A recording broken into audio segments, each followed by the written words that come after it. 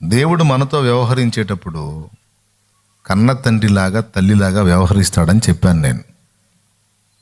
అమ్మైనా నానైనా అంతే. ప్రతిదానికి నాన్న ఏం చేద్దామని అడిగితే నాన్న చెప్తాడు. నాన్న 100 మాటలు చేతి వీడు 1 చేసి 99 చేయలేదనుకో, నాన్నకి ఎట్లా ఉంటుంది? సమాధానం చెప్పకపోగా, అడిగిన దానికి సలహా ఇవ్వకపోగా, అరే ఎందుకురా నా దగ్గరకు వచ్చి నన్ను అడుగుతావు, నువ్వు వింటావా సస్తావా? నువ్వు విని సచ్చే టైపు కాదు కదరా, నువ్వు బిల్డప్ ఇవ్వటమే పెద్ద ఏదో విధేయుడైన కుమారుడిలాగా. తండ్రి ఏం చేయమంటావు? ఏం వింటావురా నువ్వు? ఏది ఫాలో అవుతావు నువ్వు? వెళ్ళు, నాకేం తెలియదు లేపో. నీకు చెప్పేవాళ్ళు ఉన్నారు కదా సలహాలు, వాళ్ళ సలహాలు వినిపో. నాకంత తెలియలేయ్యా, నీకు అన్నీ బాగా మంచి మంచి ఐడియాలు ఇచ్చే తెలివి నాకు లేదు. నీకు చెప్పేవాళ్ళు ఉంటారు, మళ్ళీ నువ్వు కూడా చాలా తెలివిగలదానివి, తెలివిగలరోడివి కదా, నీ మనసుకు తోచినట్టు చెయ్యి. అదేంది నాన్న అట్లా అంటావు? రే పోరా బాబు, నా దగ్గర వద్దుపో అనవు నువ్వు. నీకు కూడా పిల్లలు ఉన్నారుగా. అలా కాకుండా నువ్వు చెప్పిన మాట చెప్పినట్టు చేయటానికి వాడు తాను సిద్ధపరచుకుంటే వాడు అడగకపోయినా వెంటబడి చెబుతావు. కానీ అడిగినట్టు అడిగి విన్నదాన్ని పెడచెవిని పెట్టేవాడికి 1-2 సార్లు చెప్పి 3వసారి ఏం చేస్తావు? సావరని ఈ సావని వదిలేస్తావు. అవునా? దేవుడు కూడా అంతే సోదరా, దేవుడు కూడా అంతే. ఏంటంటే గడచిన సంవత్సరాలు నా స్వరాన్ని పెడచెవిన పెట్టావు, నీ మనసుకు తోచినట్టు నడిచావు. కనీసం ఈ సంవత్సరమైనా నీవు నా స్వరం వెతుకుతావా? నా మాటకు విధేయత చూపడానికి మొదలు పెడతావా? నీతో చాలా మాట్లాడి నీ ద్వారా నేను కొన్ని సాధించాలనుకున్న కార్యాలు ఉన్నాయి నా కుమారుడా, నా మాట వింటావా అని అడుగుతున్నాడు ఈవేళ. కనీసం ఈ సంవత్సరం నుంచైనా నాకు లోబడతావా? మళ్ళొక్కసారి నీ హృదయం పట్టుదలతో నా మాటలు పట్టుకుంటావా? అయ్యో ఇశ్రాయేలు, నీవు నా మాట వినుట ఎంత మేలు. నువ్వు అనుకున్నాయి, నువ్వు సాధించేయని అల్పమైనవిరా, నీ ద్వారా నేను గొప్పవి చేయాలనుకుంటున్నాను నాన్న. ఇప్పుడు నువ్వేదో పొందుకున్నవన్నీ అల్పమైనవి, శ్రేష్టమైనవి నీకు ఇవ్వాలనుకుంటున్నాను. నీ ఎడల నూతన క్రియలు చేయాలనుకుంటున్నాను. నీవు గ్రహింపలేని గొప్ప కార్యములు నీకు చేయాలనుకుంటున్నాను. ఏబు గ్రంథంలో అంటాడు ఈ మాట. మనము గ్రహింపలేని గొప్ప కార్యములను ఆయన చేయును. మనం గ్రహింపలేని కార్యాలు మన కోసం దాచిపెట్టాడు. మనం గ్రహింపలేని సంగతులు కూడా మనకు అర్థమయ్యేటట్టు చూపిస్తాడు. ఇర్మియా 33:3 నాకు మొర్ర పెట్టుము, నేను నీకు ఉత్తరం ఇచ్చేదను, నీవు గ్రహింపలేని గొప్ప సంగతులను నేను నీకు తెలియజేతును. ఏబు గ్రంథంలో అంటాడు, మనము గ్రహింపలేని గొప్ప కార్యములను ఆయన ఆశ్చర్య కార్యములను చేయును. ఈ శుభవేళ ఎవరున్నారో ఇక్కడ కూర్చున్న వాళ్ళలో దేవుడు ఆశపడుతున్న వాళ్ళు, దేవుడు ఆశగా ఎదురు చూస్తున్న పాత్రలు, అది నువ్వా ఏవో నాకేం తెలుసు, ఆయనకి నీకే తెలియాలి. మీరే ఆలోచించుకోవాలి. ఒక నూతన తీర్మానం చేయాలి. నూతన తీర్మానం, నూతన అడుగులు, నూతన ఆశీర్వాదాలకు, నూతన క్రియలు జరగటానికి దోహదపడతాయి. నూతన క్రియను చేయుచున్నానని నీవు సెలవీయగా, నూతన క్రియను చేయుచున్నానని నీవు సెలవీయగా, నా యెడారి జీవితమే సుఖ సౌఖ్యము కాగా, నారణ్య రోదన ఉల్లాసముగా మారిపోయెనే, నారణ్య రోదన ఉల్లాసముగా మారిపోయెనే. కృపా సత్య సంపూర్ణుడా, సర్వలోకానికే చక్రవర్తివి నీవే యేసయ్యా, సర్వలోకానికే చక్రవర్తివి నీవే యేసయ్యా. నా సన్మానానికే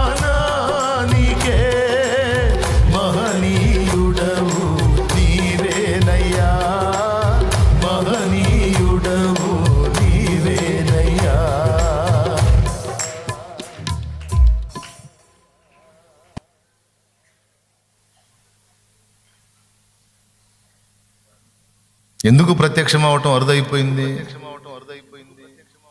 వినేవాడు లేడు, విన్నా విధేయత చూపేవాడు లేడు, మౌనం అయిపోయాడు. ఎవరికోడే తెలివితేటలు, ఎవరికోళ్ళకి సొంత ఆలోచనలు, సొంత బుద్ధి, స్వబుద్ధిని అనుసరించి బ్రతుకుతున్నారు. ఆయన పట్టించుకోవటల్లా, ఆయన సలహా వెతికేవాళ్ళు లేడు, ఆ సలహా చొప్పున చేసేవాళ్ళు లేడు, ఆయన ఉద్దేశాలు కనిపెట్టేవాళ్ళు, మౌనం అయిపోయాడు. ప్రియులారా, 13 ఏళ్ళు అబ్రహాముతో మాట్లాడలేదంటే ఎంత గాయపడి ఉంటాడు అబ్రహాం. ఒక్కసారి చూడండి. ఎందుకయ్యా మాట్లాడట్లేదు? ఎందుకని మౌనం. తండ్రి అలిగినట్టు అలిగాడు. బుద్ధి తక్కువ పని చేసావు, నువ్వు దరిద్రం తెచ్చిపెట్టుకున్నావు, అనుభవించు, నీ కర్మ అనుభవించను. మరి చెప్పిన మాట వినకుండా దరిద్రం తెచ్చుకుంటే కోపం కాదు, తన్నాలనిపించింది.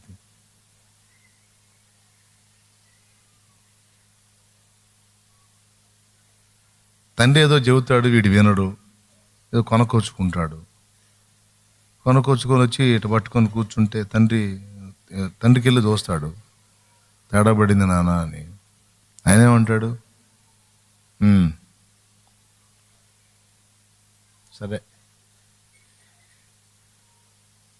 తేడా పడింది నాన్న. సరేరా, ఏంది, ఏం చేద్దాం?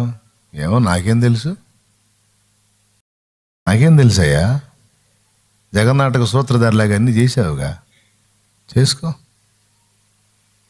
కాదులే చెప్పు నాన్న, ఏం చేద్దాం? ఏం చేసేది ఏంది నన్ను అడిగితే? నాకేం తెలుసు, నీకు సలహాలు చెప్పేవాళ్ళు ఉన్నారుగా, పోయి వాళ్ళని అడిగిపోయావు. అరే నేను చెప్పాగా నీకు వద్దురా అని, చెప్పానా? అరే వినవు నా మాట, మళ్ళీ నా దగ్గరికి ఎందుకు వచ్చావురా నువ్వు? నీ కంటికి దిశాయించనుగా నేను, పో. మాట్లాడటానికి ఇష్టపడతారా తండ్రి?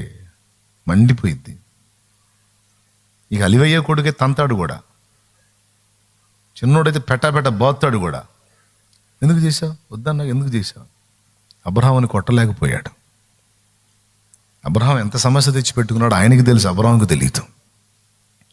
నా బంగారు కొడుకు, నా ముద్దుల కొడుకు అన్నాడు. అందులోంచి వచ్చేవాడు తర్వాత వాడికి శత్రువు అవుతాడని తెలియదు. ఇదంతా ఆయనకి తెలుసు. ఏం కొనకొచ్చుకున్నాడో, ఏం తగలబెట్టుకున్నాడో పెద్ద ఆయనకి తెలుసు. ఈరోజు మనం వేసే అడుగుల వల్ల మనం ఏం దరిద్రాలు తెచ్చుకుంటాం ఆయనకి తెలుసు. తెలిసే వద్దురా అంటాడు, తెలిసే వద్దామా అంటాడు. మనకు నచ్చదే ఆ మాట. మనం చేసేవన్నిటికి సపోర్ట్ చేసి, నువ్వు చేయదలుచుకున్నది చేయుము, నేను నిరంతరం నీకు తోడై ఉంటాను, నువ్వు ఎట్లనన్నా ఊరేగుము, నేను నిన్ను కాయుచూ ఉంటాను, నువ్వు ఎట్లనన్నా తగలబడుము, నేను నిరంతరం నీకు సహాయకుడిని ఉన్నానంటే మనకు హాయిగా ఉంటుంది. అట్టుండాలి దేవుని వాక్కంట. మనం ఏం చేసినా సరే దేవుడు ఓకే అని ఎప్పుడు పచ్చజెండా చేతిలో పట్టుకొని ఇక ఊపే పనిలోనే ఉండాలా. నువ్వు వాగులో దూకుతున్నా, ఒడ్డు కింద పడుతున్నా, నువ్వు ఏ గుంటలో దూకుతున్నా, ఏ గోతిలో పడుతున్నా సరే, ప్రభా పెద్ద గుంట చూసుకున్నా ప్రభు దూకాలనుకుంటున్నా అంటే పచ్చ జెండా, పెద్ద జెండా తీసుకొని అటు తిప్పి ఇటు తిప్పి వెళ్ళిపో అనేటట్టుంటే, అబ్బా ఇది దేవుని హక్కు, అబ్బా ఇది దేవుని కార్యం.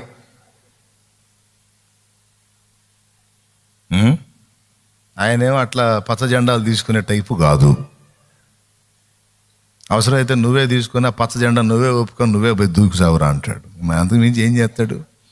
ఏం అనుకోవాకుండా ఉన్న సంగతి ఉన్నట్టు చెప్తున్నాను నేను. దేవుణ్ణి ఎరగనోడు అంటే తీసేయండి. దేవుణ్ణి ఎరిగి నీకు మంచి ఆలోచనకర్త ఉండి కూడా నువ్వు సోది పనులు చేయటం, దరిద్రాలు తెచ్చుకోవటం, వద్దురా అంటే వినకుండా ఊరేగటం మంచిది కాదు కదా, దిద్దుకోవాలి కదా. ఈరోజు చెప్తున్నాడు దేవుడు, ఇప్పుడన్నా నా మాట వినరయ్యా, ఇకనన్నా లోబడరా, కాస్త నా సలహా తీసుకోయ్యా. దేవునికి స్తోత్రం కలుగును గాక. 13 ఏళ్ల తర్వాత మళ్ళా వాక్కు ప్రత్యక్షమైంది. బహుశా 13 ఏళ్ళు ఏడ్చుంటాడు. మాట్లాడవా, నాతో మాట్లాడవా. ఇంకేముంది, నేను ఇస్తాను అన్నదాన్ని నువ్వే పొందేశావుగా. కొడుకు కూడా కొడుకు పుట్టాడుగా, ఇంకెందుకు నాన్న నేను మాట్లాడేది, పొందుకున్నావుగా. కాదయ్యా ఏదో తేడా జరిగిందయ్యా అయ్యా మాట్లాడు. 13 ఏళ్ల తర్వాత అప్పుడు యెహోవా వాక్కు ప్రత్యక్షమై అబ్రాము హాము కూడా కాదు, అబ్రాము 99 ఏండ్ల వాడైనప్పుడు యెహోవా అతనికి ప్రత్యక్షమై అంటున్నాడు, నేను శారాకి శక్తి అయిపోయింది, శారా స్త్రీ ధర్మం ఉడిగిపోయింది, శారా బలహీనరాలు, శారా కనలేదు, అందుకని హాగర్ని చేసుకున్నావా? నేనెవరో తెలుసా? సర్వశక్తి గల దేవుణ్ణి.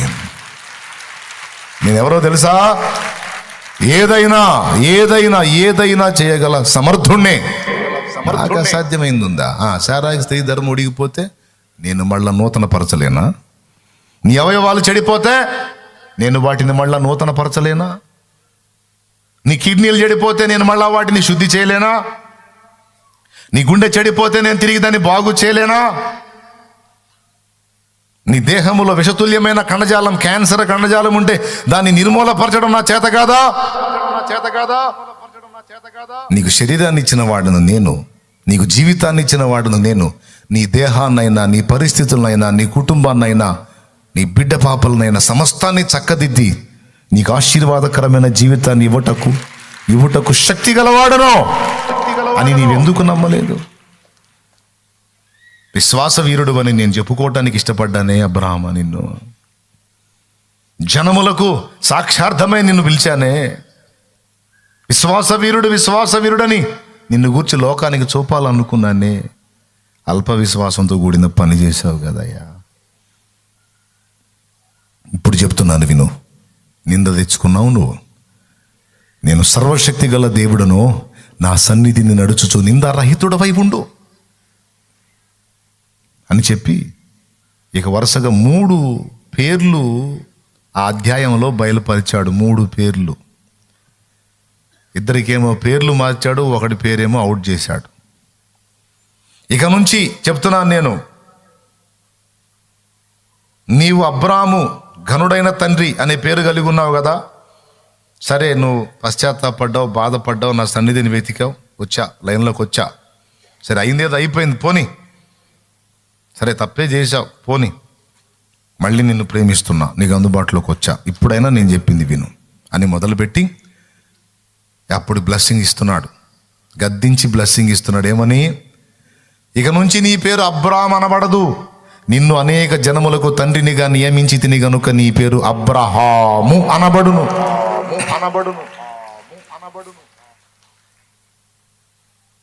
మళ్ళీ చెప్తున్నాడు, అనేక జనములకు నిన్ను తండ్రినిగా నియమించాను. అదేందండి, తండ్రిగా చేస్తాననాలి కదా, నియమించానేంది? ఆ పదం పట్టుకోవాలి మనం. నియమించటము అంటే అంతకుముందు తనది కాని పదవిలో ఒకడిని పెట్టడం. చేశాను అంటే ఆయనకి ఇవ్వటం. నియమించాను అంటే పదవి తొలగించి ఆ పెట్టటం. జనములకు నిన్ను తండ్రి నియమించి తినిగను అంటే దాని అర్థం ఏంటో తెలుసా? భూలోకములోని సకల వంశములు అంటే అబ్రహాముకు పుట్టినోళ్ళు, అబ్రహాముకి పుట్టనోళ్ళు కూడా అబ్రహాముకు పిల్లలగునట్లు దేవుడు చేశాడట. ఏమన్నా అర్థమైందని నేను చెప్పింది? ఇప్పుడు నాకు పుట్టినవాడు నా కొడుకు అవుతాడు, కానీ నాకు పుట్టినవాడు నా కొడుకు ఎలా అవుతాడు? అవునా? కానీ దేవుడు అబ్రహాముతో ఏమంటున్నాడంటే, నీవు కన్న బిడ్డలకు నువ్వు తండ్రివే, దానికి నేనే నియమించాల్సిన అవసరంలా. కన్నదాన్ని బట్టి ఆటోమేటిక్గా నీకు హక్కు వచ్చేస్తుంది.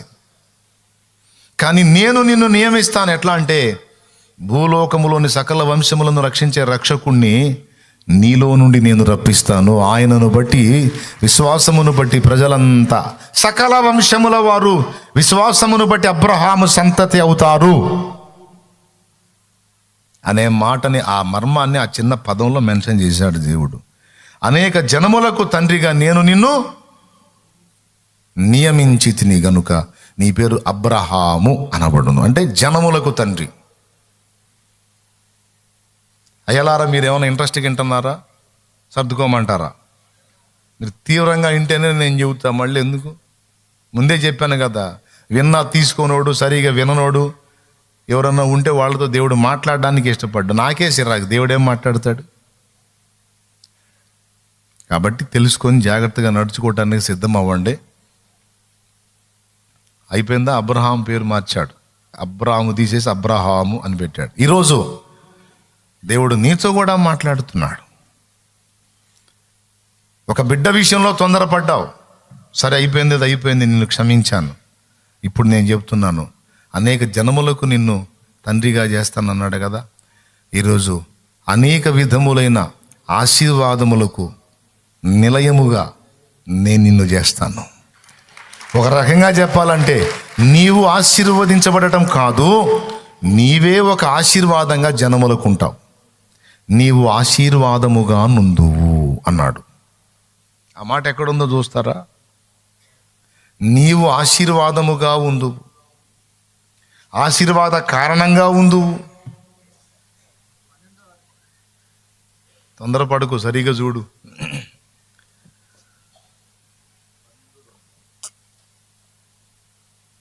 ఏముంది నాన్న? 12:2 ఏముంది? నిన్ను గొప్ప జనముగా చేసి నిన్ను ఆశీర్వదించి నీ నామమును గొప్ప చేయుదును, నీవు ఆశీర్వాదముగా నుందువు. అసలు ఆ మాట చూడండి, చివరి మాట. నీవు ఆశీర్వదించబడటం వేరమ్మా, నీవు ఆశీర్వదించబడటం వేరు తమ్ముడు. నువ్వు ఆశీర్వాదంగా ఉండటమేంది? నీకు ఆశీర్వాదం రావాలని మాట మాట్లాడాలి, కానీ అసలు నువ్వే ఒక ఆశీర్వాదం అంటే అది ఎలాగా? ఇప్పుడు నన్ను రక్షణలో నడిపించాడు ఓ భక్తుడు. ఆ భక్తుడు నాకు దేవుడిచ్చిన ఆశీర్వాదం. ఆ భక్తుడు నాకు వ్యక్తి రూపకమైన ఆశీర్వాదం, అది వ్యక్తిగా కనపడుతున్న ఆశీర్వాదం. ఇప్పుడు నా ద్వారా మీరు ఏదైనా ఆత్మీయ మేలు పొందితే నేను మీకేమయ్యాను? ఆశీర్వాదము. శాలేం అన్న ద్వారా మీరు ఆశీర్వదించబడ్డారా, లేకపోతే శాలేం అన్నే మీకు ఒక ఆశీర్వాదమా? అట్లా మిమ్మల్ని నడిపించే దైవజనుడు మీకు ఒక ఆశీర్వాదం. అట్లాగా ప్రజలు అబ్రహాముని ఏమంటున్నారో తెలుసా?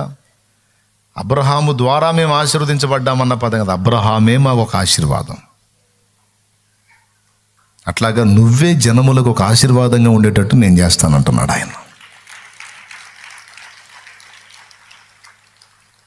10 మందికి నువ్వు జాబ్ ఇచ్చావంటే ఆ 10 మందికి నువ్వు ఒక ఆశీర్వాదం. 10 మందికి నువ్వు ఒక దీవెన.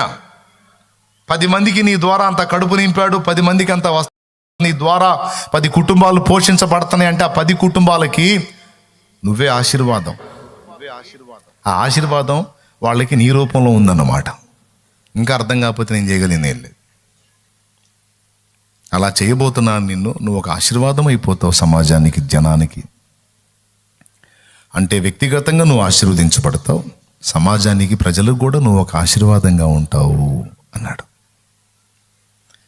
తర్వాత నీ భార్య అయిన శారాయిని, శారాయి అనవద్దు, శారా అని పిలువు. ఆమె రాజకుమారి. బలహీనురాలు, నిజంగా అన్నట్టే పనికిరాదని అనుకున్నావు కదూ. ఎందుకు అనుకున్నావు ఆమెను బలహీనురాలని? ఆ బలహీనురాలని బలవంతురాలని నేను చేయలేనా? ఆ శక్తిహీనురాలని శక్తి గలదానిగా నేను చేయలేనా? ఇదిగో గుర్తుపెట్టుకో, ఆమె గర్భము నుండి నేను వాగ్దానం చేసిన కొడుకు పుడతాడు.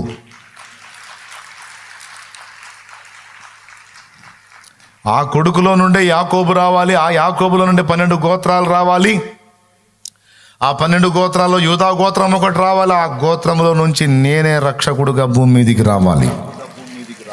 ఇది టోటల్ ప్లాన్. అన్నీ చెప్పడు నీకు, మొత్తం అసలు ప్రణాళిక అంతా చెప్పడు.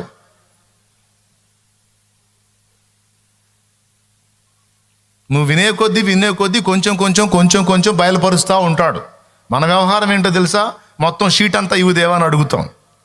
చూశారులే నీ సంబడం, ముందు మొదట చెప్పిన దానికి విధేయత చూపి తర్వాత చెప్తాను మిగిలిన మ్యాటర్ అంటాడు. కాదు బ్రో, టోటల్ ప్లాన్ ఏంటో మొత్తం అసలు మనకి మ్యాటర్ చెప్పండి అంటే ఎట్టు కుదిరిద్ది? స్టార్టింగ్ నుంచి ఎండింగ్ దాకా మొత్తం చెప్పమని కూర్చుంటావు నువ్వు, చెప్పడో.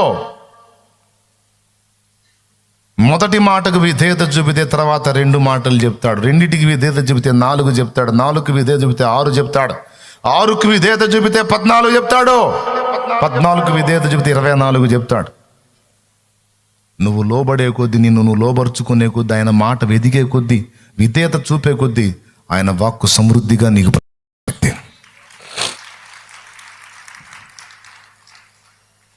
24 దగ్గరికి వచ్చావు కదా, అవిధేయత మొదలు పెట్టావు అనుకో, 24 14 అయింది, 14 6 అయింది, 6 3 అయింది, 3 2 అయింది, 2 1 అయింది, చివరికి మొత్తం శూన్యం అయింది. ఇంకేమైనా పై నువ్వు చెప్పుకోవటం, దేవుడు నాతో అలా మాట్లాడాడు, ఇలా మాట్లాడాడు, అప్పుడు మాట్లాడాడు, ఇప్పుడు మాట్లాడు. ఆయన పిత్రపై చూస్తున్నాడు, ఎప్పుడు మాట్లాడాను పనికి మళ్ళీ. నేను ఎప్పుడు మాట్లాడాను పనికి మనోడు తెగ చెబుతూ దేవుడు మాట్లాడు దేవుడు, మన ఇద్దరు కనెక్షన్ కట్టే ఛానల్ అయింది కదా, ఉరుగా మాట్లాడేవలేను. నేను మాట్లాడలేదు రంబర్ నీతో, నేను మాట్లాడలేదు దేవుడిని, నేను మరి ఇంకెవడు మాట్లాడాడు నాకు తెలియదు, ఎవడిని దేవుడు అనుకుంటున్నావు నాకు తెలియదు. ఉరుక నువ్వేలే మాట్లాడింది, ఉరుకోదేవా నువ్వే మాట్లాడు. నేను మాట్లాడలేదు.